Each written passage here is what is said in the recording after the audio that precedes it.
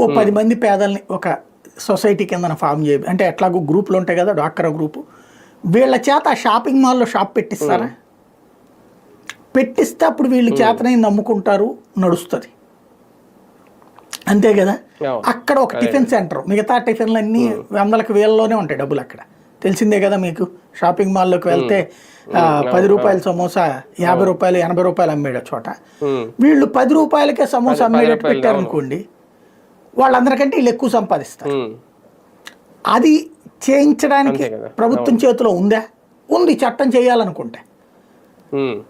ఇదిగో నీ ఒక ఏరియాలో షాపింగ్ మాల్ పెట్టిన చోటన ఆ ఏరియాలో ఉన్నటువంటి డ్వాక్రా వాళ్ళకి ఇట్లాగ మేము చేస్తాం.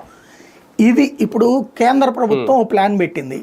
నీ ఏరియాలో ఉన్నటువంటి ఒక కీలకమైనటువంటి అంటే ఫర్ ఎగ్జాంపుల్ మచిలీపట్నం పెడనలో కలంకారి, అక్కడున్న రైల్వే స్టేషన్లో అదొక స్టాల్ పెట్టాలి, బస్ స్టాండ్ దగ్గర అయితే ఒకటి స్టాల్ పెట్టాలి. ఇట్లాంటిది ప్రొవిజన్ వాళ్ళకి ఏర్పాటు చేయడం అనేటటువంటిది నీ పాత్ర ఉంటుంది అందులో, అంతే కదా.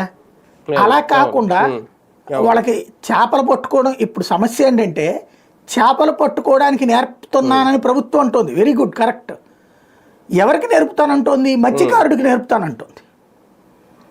మత్స్యకారుడికి చేపలు పట్టడం అయిపోయింది. నువ్వు పేదోడికి బతకడం ఎప్పుడు వచ్చు, వాడు కష్టపడే బతుకుతున్నాడు.